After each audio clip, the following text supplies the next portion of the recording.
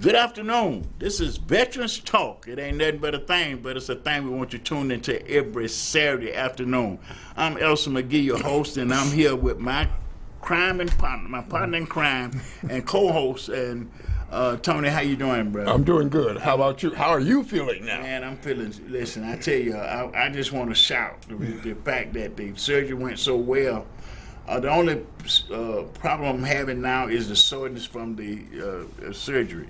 The pain that I was experiencing before the surgery is absolutely gone, and I'm finishing my first phases of physical therapy, and I'm going into the next phase. Not this week, next week, and they projecting that I'll be walking without the aid of anything by before summer.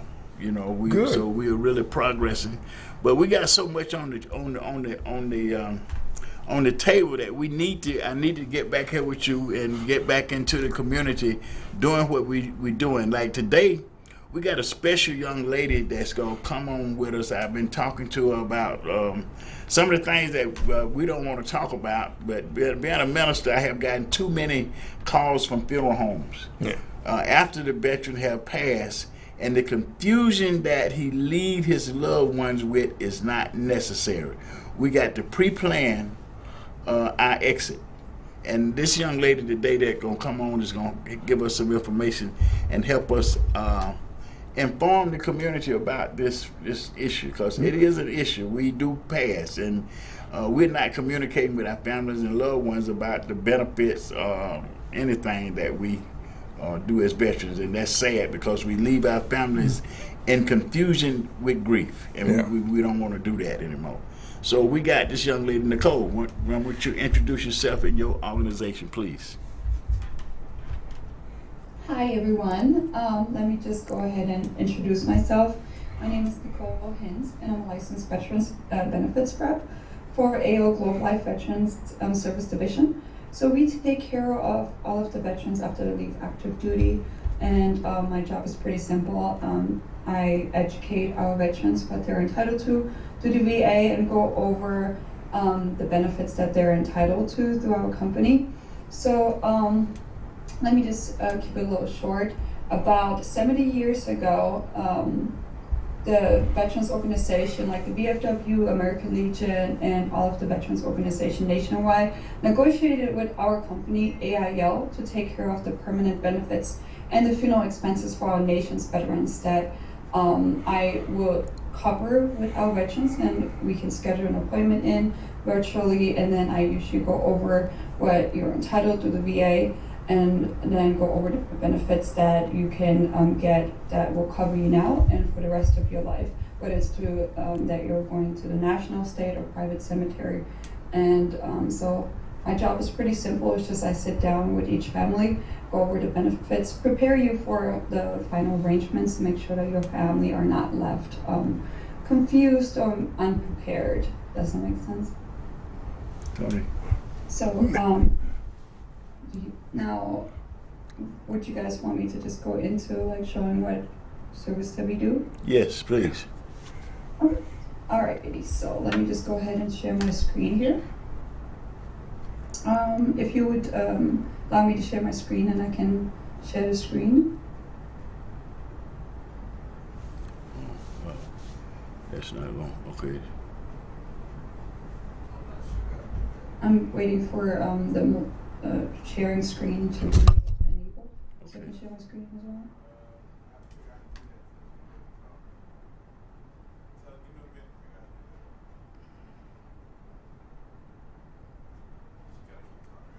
No, he's not able to do it, Nicole. So can you just kind of rough us off? He's not able to share your screen, so. Oh, okay. Alrighty, so normally we would just go over the burial guide and will kit, which the most important part is to have the resources, the phone numbers, and the websites that you can access to make sure that the family members and veteran survivors are not lost and confused of where to go and what to do. Now, we don't really like talking about these kind of things, but it's so important that we place the final arrangements and put all the paperwork together in one place, so that way when something does happen to us, that we don't have to go out looking for things. So we have a paperwork that brochure that has all of the phone numbers and websites all in one, so the veteran survivors can just simply give them a call. And then we go over a family information guide. Now this family information guide will have all of the veterans information on there, including the DT-214 forms, place of discharge, and the rank, and all of the information that the family would need to properly honor their loved ones. And then we also go over, we want to make sure that we have at least 1 or 2 veterans listed there that can help out their family members when something happens to our veterans. Because as a civilian, you might not know exactly what to do to honor your family member that is a veteran. So we want to make sure that we have 1 or 2 people prepared for that. And then we go over a person to be notified, which is probably the most important part. Is we sit down with our veterans and then list all of the family members that needs to be contacted in case of an emergency or even death. So that way their family doesn't have to go look out for the numbers and find. Now, we think that all of our family members are in contact with each other and they know who they are and they can just like reach out to each other, but it's not that easy when you go through that situation. You can't just think or breathe or even just fathom because you just lost a loved one. It's a very emotional state that sometimes you can't even forget who you are because you mentally just cannot process of what's just happening, right? So we want to make sure that in transition to that situation that the family members are not suffering too much and have a guide that helps them and make it easier for them, right? So we have the person to be notified listed and make sure that they have all that written down, and we sit down with each of the family members ourselves.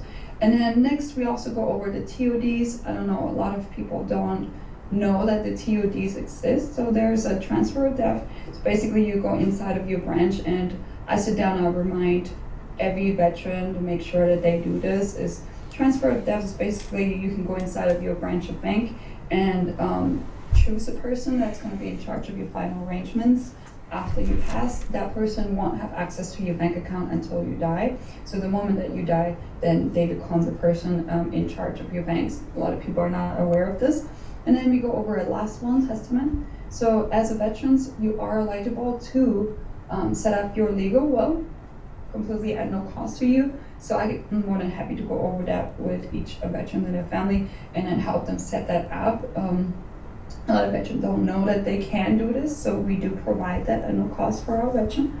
And then any insurance policy, we have it listed to make sure that our veterans have all of their coverage that they have listed in one, and it's all in the brochure. And then at the end, we also go over what they would like to have done, meaning earth burial, cremation, and if they wanted their funeral at the state, or a national cemetery, or even private. So that way those kind of things are already well thought out, and so the family members don't have to make those type of decisions. And then after we go over that, we go over the 3 facts about the VA burial benefits. So a lot of people are confused and have a lack of resource to understand what the VA covers. So the VA operates about 143 national cemeteries, of which only 77 are currently open. So I don't know if you guys know this, but over 1,700 veterans pass away daily. So generally there's no veteran government benefits left to take care of the funeral or the cremation expenses. So what we do is just make sure that our family members, our veterans, are well prepared for this situation. And then also go over what it includes if they do decide to be buried at the VA National Cemetery. They include the assigned gravesite, of course, if the space is available, opening and closing of the grave lining for caskets which remain hits on a marker, care at no cost to family. But so basically it means everything at the cemetery gate will be handled by the government, but there's still some some expenses that will be handled by the family, and those things need to be prepared for.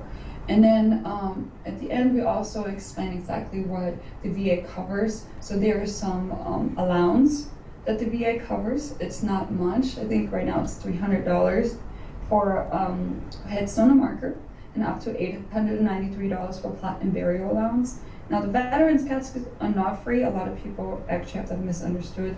That's something that the family would have to take care of. And there is some more information about the spouse and the survivors to be buried next to the veteran himself. And I'm more than happy to go over that at the appointed call with each veteran. So those are basically the things that we go over. Now, once we went over all of the information, if our veterans is not financially prepared for those situations, then we would go over and sit down with each veteran separately and offer them what they can do to make sure that their final arrangements are in place and taken care of, and that their family doesn't have to pay out of pocket and have that financial burden on top of their emotional burden.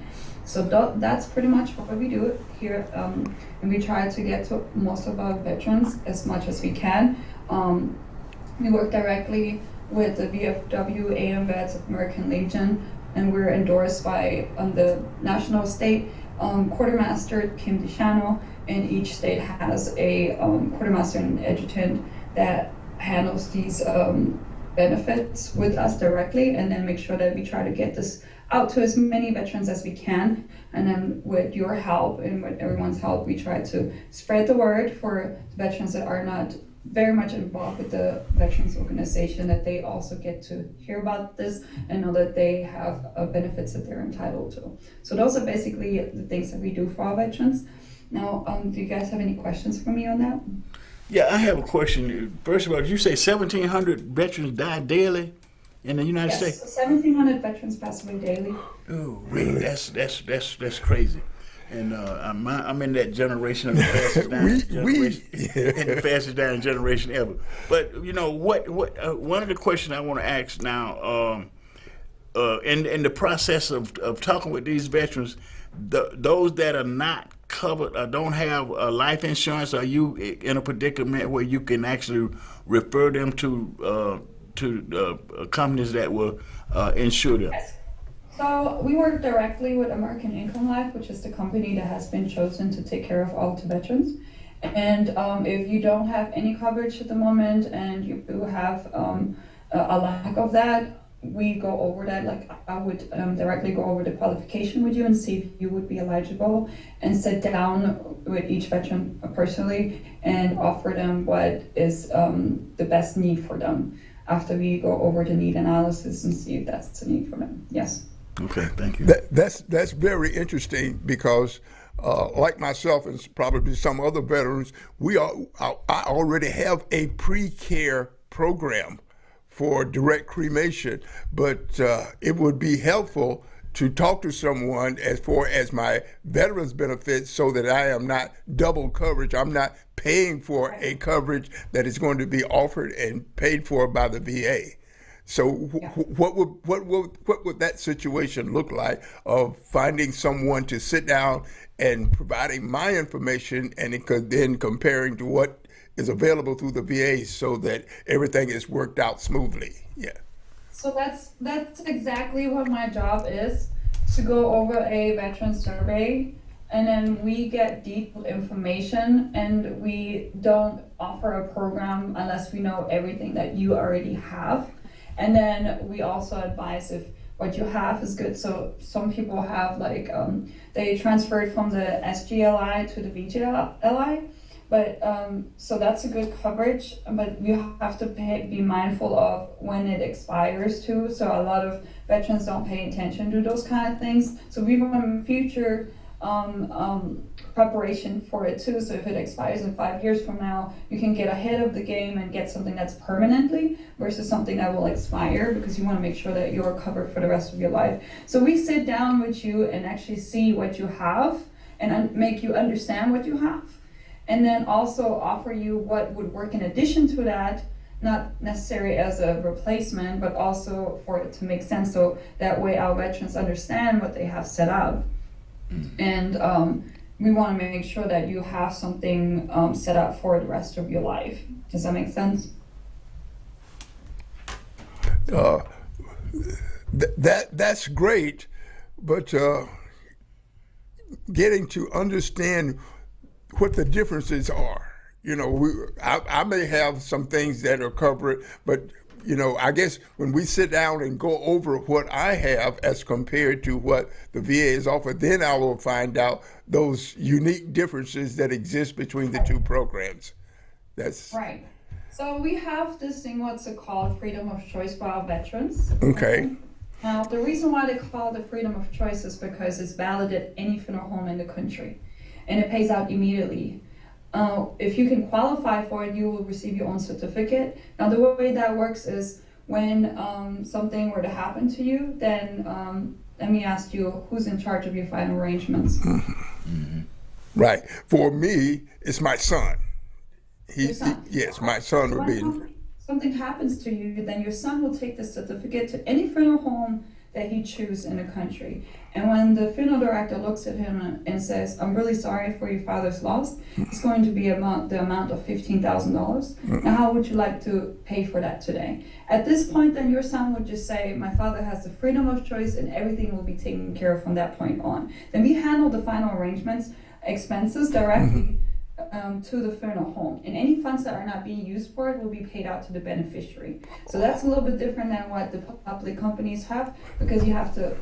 So a lot of people have traditional life insurance where they have to make their claim. It takes about 3 weeks to get the death certificate in the mail. Once you have the death certificate, you then file it to the insurance company, and once you filed it, then it takes anywhere from 6 weeks up to a year and a half to pay out based on investigations of claims. The problem is most people don't have about $10,000, $15,000 laying around just to fund for things up front that might clear their account, or they might not even be able to provide that, so they have to go out and borrow it, right? So we're still leaving our family members with a burden because they still have to pay for it and wait for the investigations of claims to approve the pay, and then the check comes in and they get reimbursed. So we provide the freedom of choice to avoid that situation for our veterans, make sure that the family aren't suffering financially while they're going through the emotional loss. So that's what's different about us. Yeah. What's really critical about that is making sure that the veteran understands this and the veteran's family understands this, because there could be confusion in that particular situation. So it's good that the service is available. It's now making sure the veterans are aware that the service is available. Yes. And that's why we have Nicole here with us today. This is a continuation of our discussion about the plight of veterans, because being a minister on top of being an advocate, I get calls from funeral homes, where they don't even know, the family don't even know whether the veteran has any insurance at all or any kind of help but the final expenses. So your program would definitely aid what we are already trying to do. So I'm sure you'll be getting a call from Tony, to start with. I'm more than happy to take care of you, and the service is at no cost to our veterans. And the Veterans Burial Guide, the will kit, and the Family Information Guide. That service is at no cost to our veterans and their family. We take care of not just our veterans, but also their family members, because at the end of the day, your son, when something happens to him, it becomes your burden as well. So we want to make sure that the whole family is taken care of, and then also that your son is aware of what you're entitled to. So when something happens to you and he doesn't get lost and get confused and don't know who to call, don't know where to ask, and if there's anything at all, and they end up paying out of pocket because they didn't know of any funds or allowance that can be paid out or help and support for our veterans. So it's important that not just our veterans understand it, but also our veteran survivors. Right? So we want to make sure we take care of everybody in the family. Yes. What are the challenges in dealing with getting the families aware of? A lot of us veterans are aware, but we don't always share all the information that we know about. But the most important thing is making sure that the family knows, so that they will know what actions or what's required for the family, so that the veteran's benefits are given to him and, of course, with the family. Right. So basically, it is so important that we ask questions like, do you know where your DD-214 forms is right now? Of course you do, right? Does your son know where it's at? No, that's an excellent question. You know, you're giving me great ideas, and not just for me, but for other veterans. Yes. Right. And do you have your TOD set up with your bank? No. Have you heard of the TOD before? No, that's what I was about to ask. What is that? TOD is transfer of debt. So basically, you can go into any of your bank, the branch, and then you choose who's your person. So for you would be your son because he's in charge of your final arrangement. Right. There's going to be immediate expenses that he will have to take care of.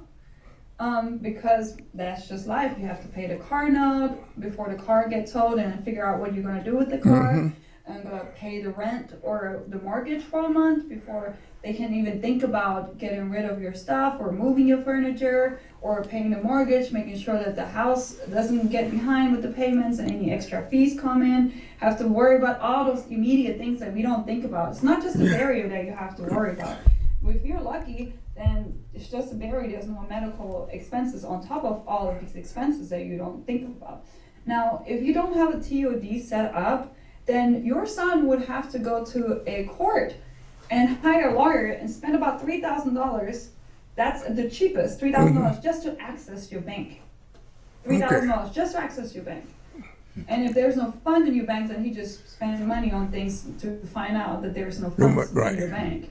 So we want to make sure that everybody's aware that you can set up the TOD. Some banks call it the POD, person of debt, or transfer of debt. So basically, that person that you choose only becomes responsible or responsible of your account from the moment that you die, not before that. So after you pass, and they automatically become the ownership of your bank, and then they can access your funds and then close the account for you without any expenses or cost or having to file things with the court and have your death certificate. It's something that automatically happens when you pass. Yeah. That's an interesting point because for my personal situation, my son he's listed on both of my checking accounts. And so he will have access to my personal funds that are in that account. But that's, go ahead. Yeah, some people don't want to have a joint account or give access to their account while they're still alive. So they don't have a person like joint account that have access because they just simply don't want to have anybody in their finances. So the transfer of debt works just fine because in that case, you do want that person to have access to your account, but not prior to that, right? Right. So that's something that a lot of people just don't know that it exists. Yeah. And that's critical information to get into those veterans because, like you said, we don't always want to share. That's a little personal. You're digging into my personal finances, and I'm not ready to share that. Plus, you're not always comfortable with family members sharing that type of information. But they need to know that this process is available to benefit the veteran and also protect his income. Right. Yeah. So that's a really important information that a lot of people don't notice. I only noticed, I recently just went through this process with my best friend. Her father passed away due to a heart attack, and we were at the hospital, and when I tell you it was within 5 minutes, there was somebody that came out. We were at the hospital for 12 hours and trying to revive him and actually keep him alive. After 12 hours we were not successful. Unfortunately, he passed, and it was a very emotional situation. And then within 5 minutes somebody came out with paperwork and asked, where do you want to have your father transferred to? Did you want to have cremation or burial? And it was shocking that at 5 o'clock in the morning, after 12 hours going through what we went through, just emotionally exhausted and physically exhausted, that we have to sit there and actually make a decision where his body is going to be transferred next, and then giving a deadline of 72 hours before some things has to be done.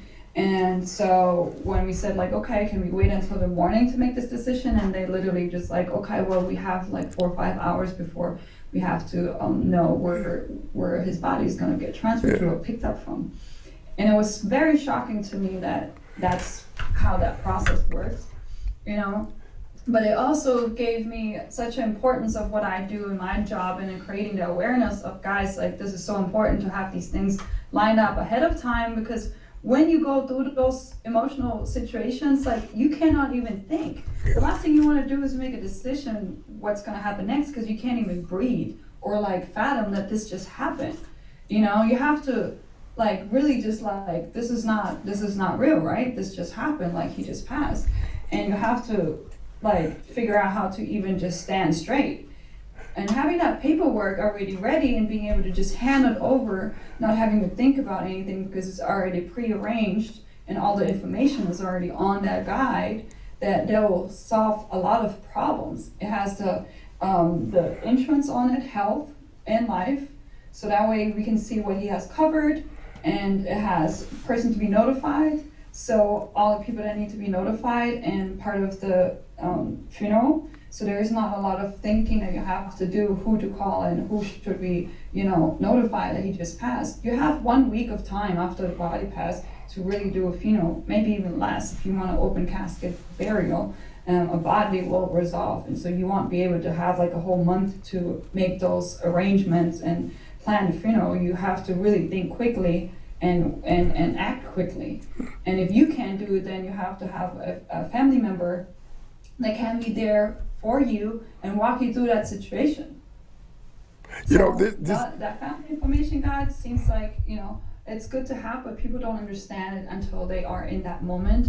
And I feel like my job is very important to like stress it and make sure that people are aware that this can really make a huge difference, because it's not about if we die, right? Because we all will. So that's the circle of life. The only thing you can do is make sure that we're prepared for that moment. Yeah. And speaking of being prepared, is a topic that I often mention here on the show, is that the military does an excellent job of preparing us to go into the military and to serve while in the military.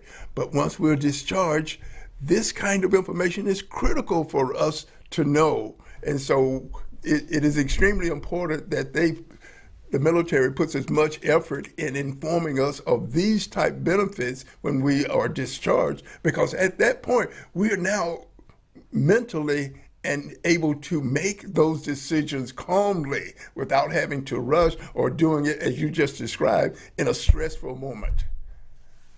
Right. Yeah. Yeah. So that's where the VFW and the American Legion, all the veterans organization come into place. And partnered up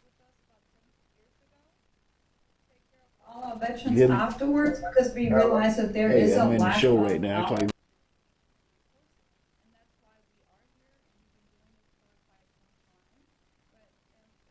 Is just a lot of our veterans doesn't know that we exist and that we are here. Unless you are involved with the veterans organization, you wouldn't even know about this. If you get out the military and you lose touch, then you wouldn't know that we are here. So we try to reach out, and we try to send out emails after. Well, I don't think we do. I think the Veterans Organization does, and then send out the notification that that's available to them. But it's just an email, and you glance over it, and you see a letter, and then you don't really pay attention to it. There's so many emails out there, so you kind of ignore it. So what we do is just like, we ask all our veterans to please let us know if there's any other veterans that you feel like need this service, so we can help take care and spread the words and create an awareness and help educate our veterans nationwide, right? Yeah. Well, I want to thank you, Nicole. Thank you. I think that you have lit up. Tony is the detail man. He's the guy that you're making me feel like I need to review my plan. Yeah. You know, I mean, I told you I had a plan, but it's, you know, come to listen that this it's not that well planned. You know, I mean, I got some of the stuff that you're talking about, but some of that stuff is critical because I got emotional family. I mean, they get emotional when I go to the hospital, so I know when I pass, they're going to be, they're just going to be all out of place.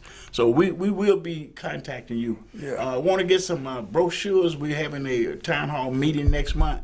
Want to get some brochures from you if you can, okay? And we'll be, I'm going to give Connie your number when we finish, and I'll be calling you too this week, okay? Okay. Right. Yeah, you can give out my number, and then I'm more than happy to take care of anybody, or my email address. Okay.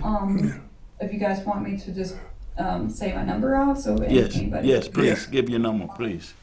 Okay. So my phone number is 310 310-925-3264. Again, that's 310-925-3264. And my name is Nicole Hintz.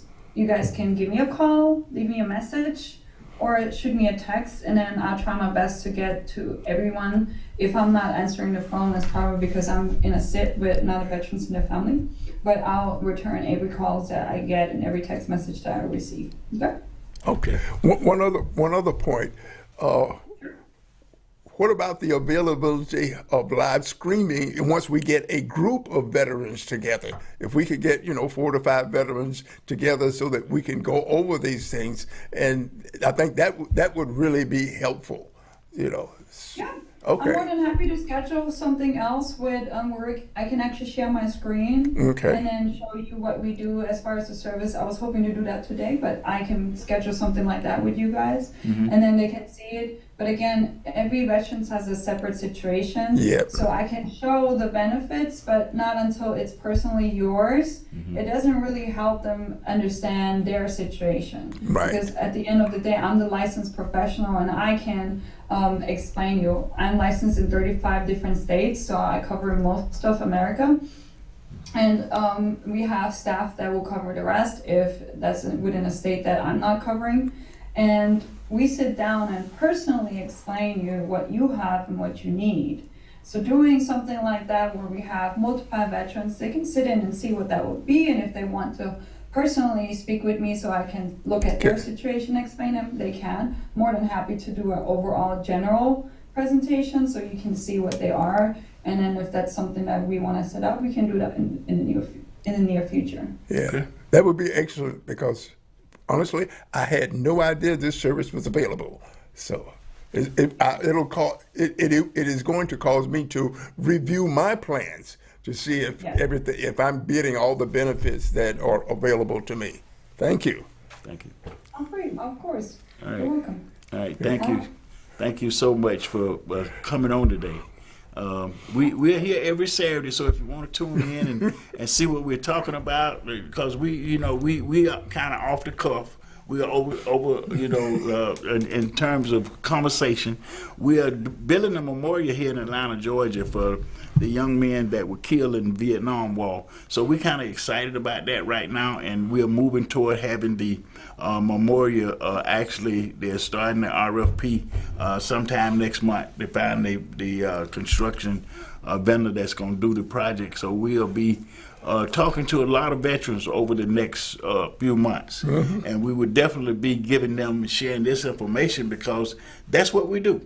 We find information and we try to share it with our community, and this is great. So thank you. Thank you. Yeah. Of course. You're welcome. I'm glad I could help. Okay. Yes. All right. All right. Jack, we can shift. Yeah. Thank you. Okay, now that's what we're talking about. When we talk about the plight of veterans in the USA, and the USA with the plight of veterans, we're talking about how do we deal with the problems that we have as veterans. And the best way we can do it is by getting information of existing services that we need. Yes. Existing services that we need. And this is definitely a service that we need. Yes. Excellent, because I know that we have 17 to 22 veterans committing suicide every day, but having 1,700 a day dying in the United States, that shut me up a little bit. That I was not ready for that number. Yeah, that is a number. But you know what? The good news, the good news of the veterans is the expansion, the plan for VA to extend the PAC Act. If you hadn't heard about the PAC Act, you need to know that the PAC Act set up disabilities for veterans that have never been disabilities before at the VA. The biggest one, in my thinking, is hypertension. Yeah. Never been accessed. Now, with the extension of the PAC Act, that means the VA has included 129 more locations and some more ailments. So we want to make sure that you could want to get information about the PAC Act. Now, don't call me.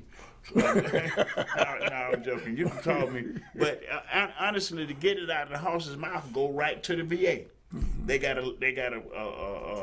line set up where you can not only ask about the PAC Act, they'll help you file a claim. And I think everybody that have ever filed a claim at VA now need to be revisiting that claim. Yeah. Because where it was denied before, there's new and material evidence that it might be granted this time around. We're talking about it because Kenny, who is one of our members, and he's in the studio today. We've been trying to get him service his conditions, which are all on the Agent Orange presumptive list, recognized because he was at Fort Gordon, Georgia, and we know that chemical was there, but up until recently, we just been fighting the case, and I think going on 5 years, right, Kenny? 6 years that we have been trying to get the VA to recognize that these chemicals was there and he should be given a disability. Well, they called Kenny this week. Oh. You know, that was a bad. Ken, you want to talk about what they said when they call you? Well, they tried to get more specific details. Get a microphone. Exactly. Hold on. We're going to get a... Okay. Well, Kenny, we'll come back to it. We'll come back to that. Yeah. Because, see, what we want veterans to know right now that this is real. This is not something that make-believe. This is not something that you should just hear and not stop and say what you say. Yeah. Did I hear you right? Because the expansion of the PAC Act make it possible for veterans who served in World War II all the way up to present time to get disabilities. And based on chemical exposures, right? Chemicals. And not just talking about Agent Orange, but we're talking about the burn pits, we're talking about radiation, we're talking about asbestos. You know, we're talking about the chemicals that you might have been exposed to while serving in the U.S. military that cause you to have cancer, diabetes, Parkinson's disease, all the different kind of ailments that some veterans that's come home and die and their family never connected to their military service. And it's so important that it be connected to the military service because this is the price you paid for your service. Exactly. You know, you've incurred a ailment, and the contract says this specific. If you serve in the U.S. military and you come out with a good discharge, but later on develop some kind of ailment as a result of that military service, the government will take care of you, and they do. In most cases that you found, that means it's income for your family for the rest of your life. So it's not something that you should hear and just keep going and not try to get an understanding of what it is. It's important right now, especially for veterans that never served outside of the United States. Yeah. So Tony, most of the time I hear people, I say, yo, you getting your benefits? That's where I didn't go nowhere. Yep. You know, I didn't go. Living example. I didn't go nowhere, you know. But Eglins Air Force Base, Fort Gordon, Georgia, McCullough, Alabama. I can just go down the list where you know you served and incurred one of these councils and didn't get nothing for it. Yep. We need, this is Veterans Talk. Veterans talking to veterans and the community about all things veterans. We are here to talk about all things, to bring information, they bring advocacy, and to inspire people to serve in the military. We think it's a noble gesture for anyone to serve our country. Now, let me say this too, because we got some people that's in government right now that we need to check, and we got an opportunity to check them, because every House seat is up for election this year. Mm-hmm. Every one of them. You can choose to retire, or you can choose to send them back. What have they done for you lately? I want the Janet Jackson song. Really? Yeah. You know, what have they done for you lately? Well, let me say this, huh? They got the PAC Act through under this administration. Now they're trying to extend it, because the first thing I said after I first read it, I said, they need to amend this. Exactly. You know, I said, they need to amend this, and they ain't doing it right. Yep, it's not going far enough. It's not going far enough. Yep. But, and I ain't saying that it went all the way far enough now, because I ain't read it all. Yeah. But God knows it's what we were talking about needing to be amended. And to hear what Kenny is saying with them calling him, and they had already asked us how did he get exposed. But see, in the legislation, it don't require that you say how you was exposed. They just need to say that they was there during that time period. Yes, and right. it's a presumption. Yeah. It's a presumption that the disability is a result of that exposure. You don't have to explain how you got exposed. Now, not with the expansion of the PAC Act. Yeah.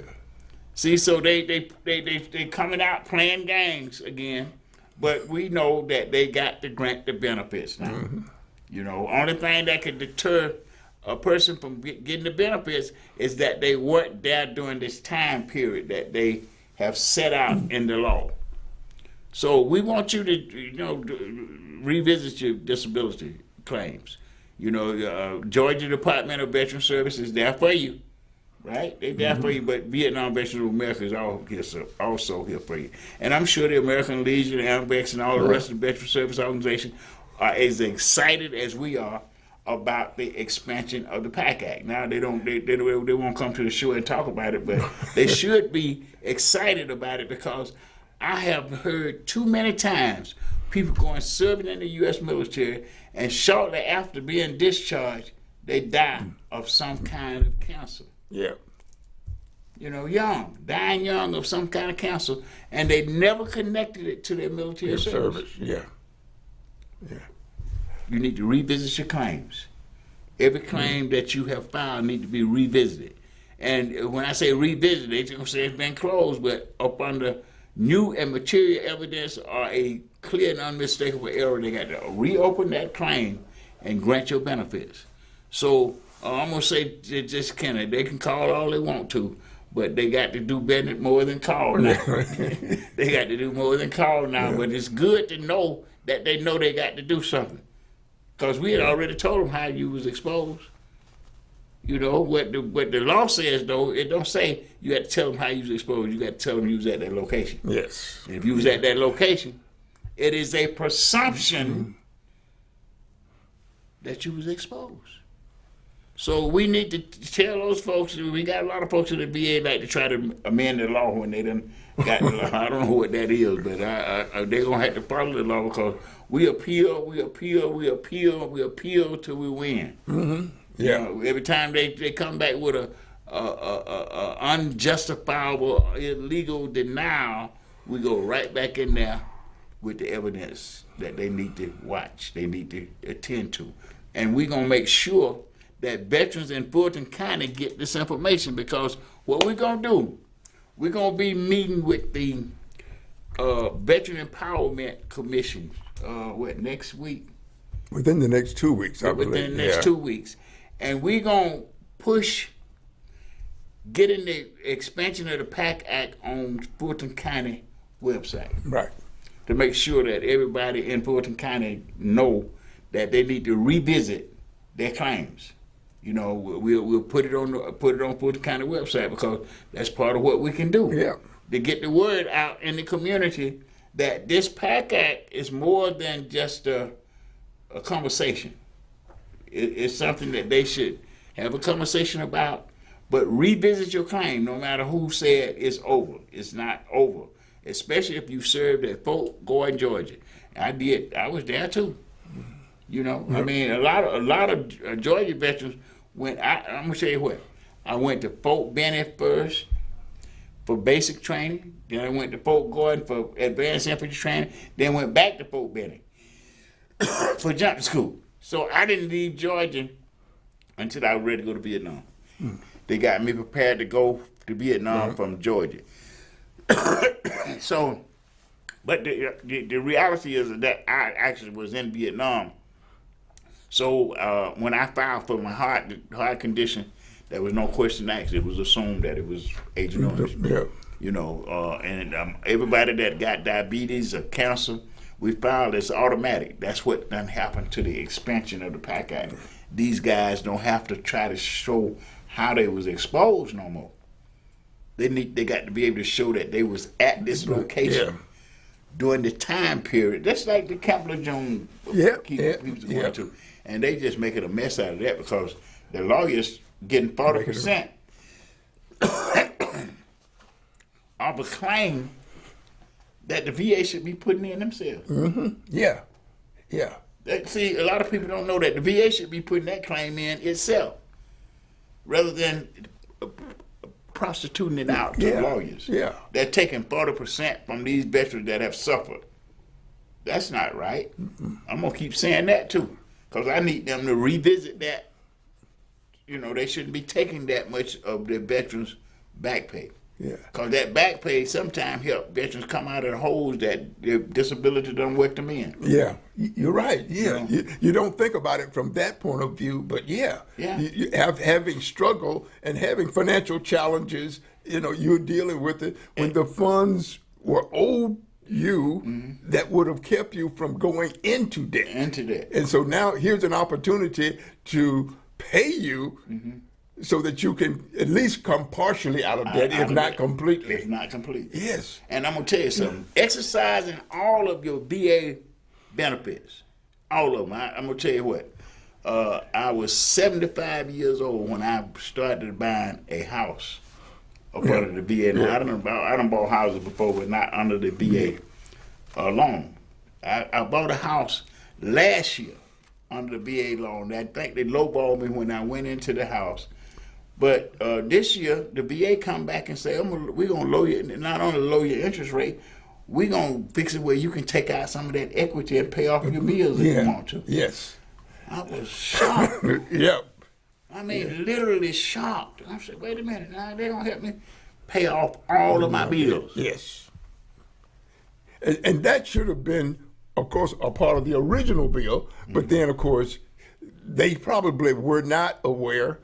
Because I'm giving them benefit of the doubt. You know, they may not have been aware that this was an additional benefit that the veteran has earned. Help you with your financial challenges. That refi paid off all of my bills. Yeah. Right now, I ain't got no outside bills other than utilities and the car I just bought. Imagine what that is going to do for those homeless veterans.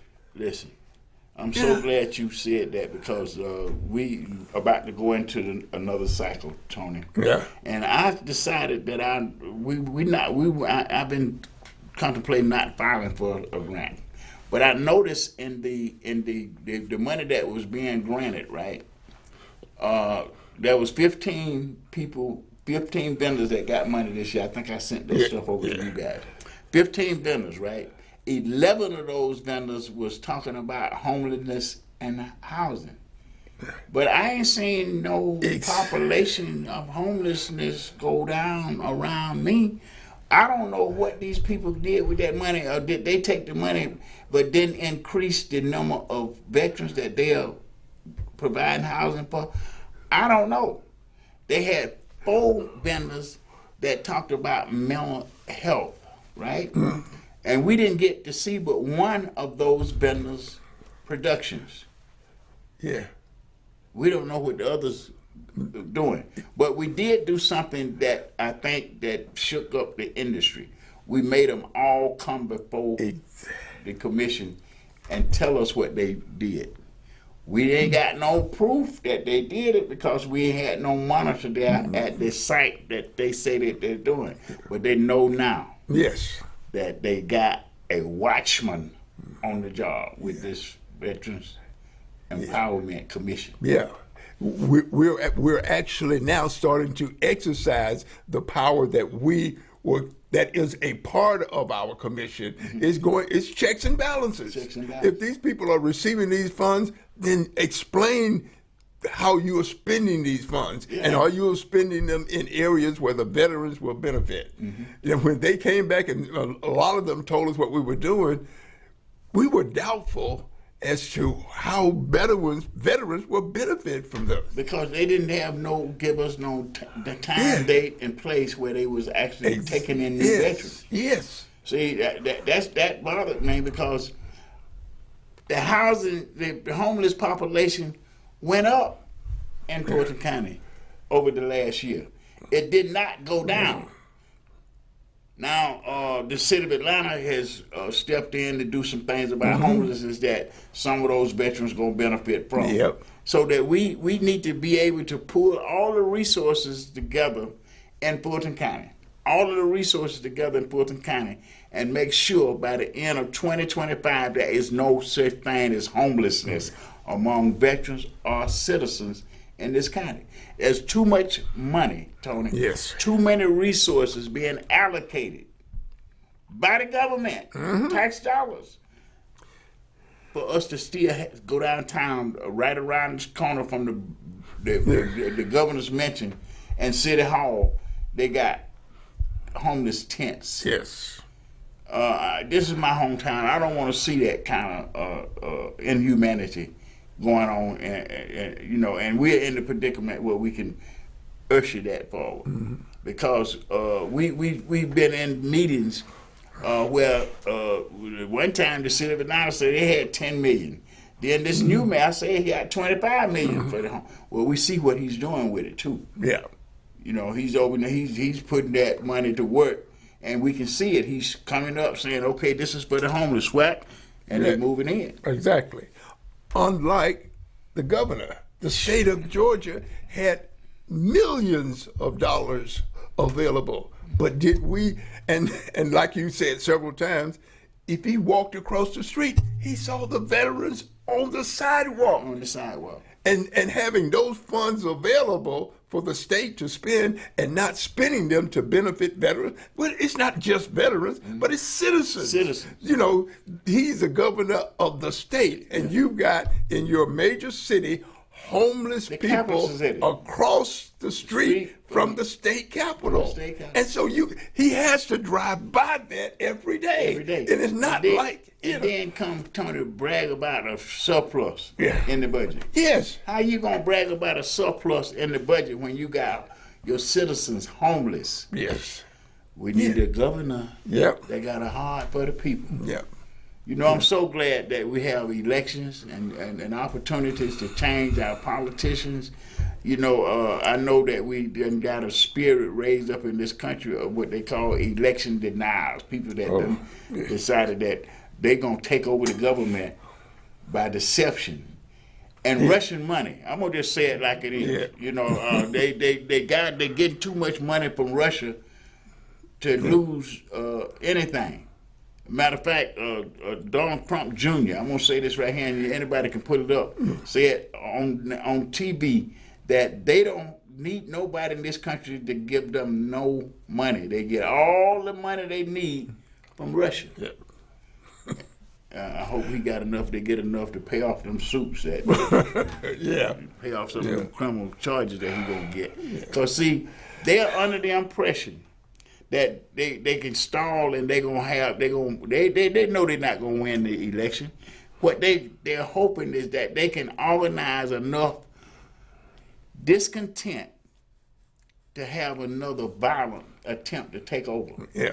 But I'm thinking that the president sees this and the military is ready to respond to it this time around. Yeah. So they'll know that these colors don't run, and that those that are in uniform in this country have made a pledge, took an oath, that they will defend this democracy and these people against all enemies, domestic or foreign. Yeah. And unfortunately, that is one of the challenges that we're dealing with, because some of those insurrectionists were not just that. They raised their hand and swore to protect this government. Yet all of a sudden now they're insurrection. It's well, see, I'm gonna say this: the hypocrites. Yes, that's the word. The hypocrites are able to get into any arena. Yeah.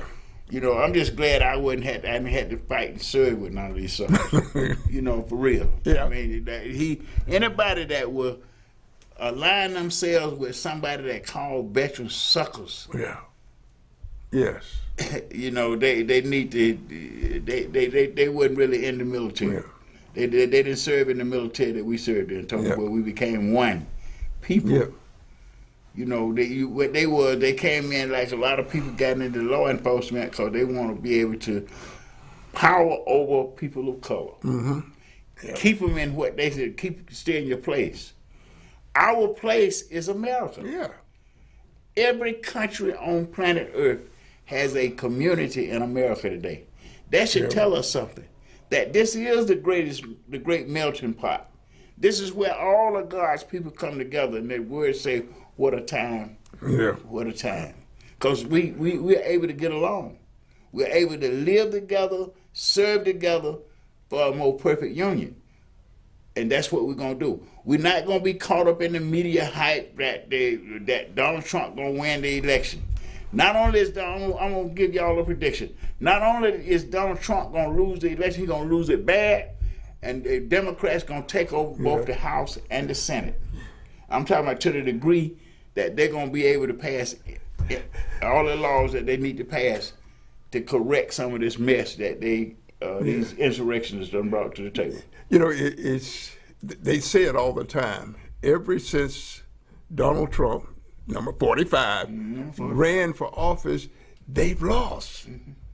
He does not have a winning record other than winning over the attitudes and the beliefs of a certain segment of the United States. But as far as governing, he has lost in every election.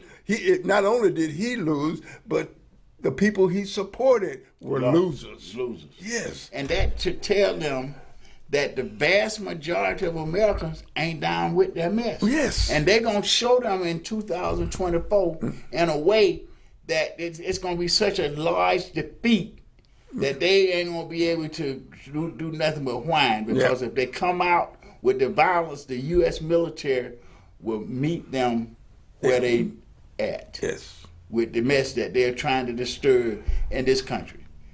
They're dying in immigrants when we need the workers. We need the laborers. Yes. You know, and they won't pass they say they was concerned about the border, but when it come time to pass a legislation to address the problem of the border, they didn't want to do it. They refused to do it. Now they're talking about, they're shutting the government down on March 1st. Well, we need to send them a message. If you shut the government down, pack your bags. Yeah. You know, pack your stuff and get ready to come home because you will be retired in November. Yes. Yeah. People are tired of the drama, you know, the misinformation, the lies, and the deception that you are using to separate the American people. You know, they got us where the community is almost like a war zone. They got weapons to anybody can get them. You know, they don't want to hold anybody responsible for the gun violence in our community, and we know that they should. Mm-hmm. And they're going to have to, because we're not going to let it keep. I'm not going to be quiet while 14-year-olds are being shot down in the streets of my hometown. Yeah. No. Well, not just your hometown, across the United States. Across the United States, but them other folks, see, Tony, this is why we doing what we do. Yeah. We trying to plant a seed for veterans to stop sitting back and saying what the government won't do, and we getting out and showing them what the government will do. Yes, yes. What the government will do, all you got to do is get involved. But if you get a dictatorship, you ain't going to get involved. They ain't going to let you get involved. Right, yes. That's the problem that they're trying to shut down. Thank you, Marvin Arrington Jr. Thank you, brother. Salute you. Yes. Michael Julian Bond. Yes. Salute you, brother. Yes. Because y'all have worked for veterans like no other community service have to this point. So I hope the seed that you plant will grow beyond just the veterans community, because it done got to the point where even the civilian community It's not like it used to be with demanding the government do certain things in the community. This gun violence stuff is about all of us. We got to make people that got guns responsible for having them. That's it. And we need to get the automatic weapons out of the community, period. They're war weapons. They were not designed or made to be in a civil society. And we need them gone. And before the end of 2024, we're going to have the Congress and the president signing a law to outlaw. Yes. To outlaw them. To get them out of the community. I don't want my grandbaby going to school like that, man. And you know, they practicing shooter grills now. Yeah. You know, I can remember growing up in College Park, Jefferson Franklin Beavers Elementary School. It's set in the middle of the community. Every door in that school was open. You could come in from any direction and walk into the school. We were never concerned about any type of violence. Well, a couple of fisticuffs every now and then. But those we were able to settle those without loss of life. Without loss of life. Yeah. And most of the time, that you didn't get suspended from school more than 3 days. No. You know? Or you carried down to one of the teachers and he bend you over the desk and got your attention. You know, sometimes they didn't even have to do that. You know, the idea of your having to go down and face that particular teacher. Yes. You know, it made, I'll say for me, it made me think twice about some of the activities I might have been involved in. Yes. And then what turned me straight, at White House, they call you mama. Yeah. My mama came to White House one time. Now, I wasn't smoking, but I was the chi-chi guy, right? I'm watching out for the guys that's in the bathroom smoking, right? So, Council Rice busted us. But all of us was charged with the same crime. Yeah. You know, I'm trying to explain to Mama why I ain't guilty. She said, yes, you is. Yep. You was a part of it. Yes. And Buddy, I ain't never she didn't have to go to White House no more. Because that bending over, my mama come, she was shorter than me, so she was hitting everywhere, man. You know, we got to get parents involved with the discipline of their children again. Yes. Yep. You know, we got to get parents out of the notion that when an adult say something to their child, don't be saying nothing to my child. Yeah. You know, the adult is supposed to be looking out for the child. It takes a village to raise a child. Yes. And Tony, when I was growing up in Atlanta, on the west side, I can't even remember having a key to my house. Oh yeah. The door was always open. Yeah. I've been trying to ask my sister, did I have a key? She said, ain't none of us had no key. Yeah. Come home from school, you go pull the door open. Yep. It's already unlocked. Yeah. And you got a neighbor watching you. Exactly. Sitting across the street. Just about every house had a porch on it. Had a chair in it, and somebody sitting in it watching what's going on. Retired people. Yes. Them grandmothers. Yeah. And aunties. Yeah. You do something wrong, I'm going to tell your mama. We got to get back there. We got to get back to and we can, Tony. Yes. See, one of the things that I've learned from being in the military, that we have more similarities and more things in common than we do have in differences. Yes. And we need to stop people from making us scared of each other. Really. Yeah. You know, that's one of the reasons they sell so many guns. They got us scared of each other. Mm-hmm. They got some white folks so scared of you. If you showed up at the door, they'll shoot through the door before they open it. Really? Yeah, they'll shoot through the door before they open it. Yeah. You know, so we got to get back to these hypocrites. They call themselves Christians.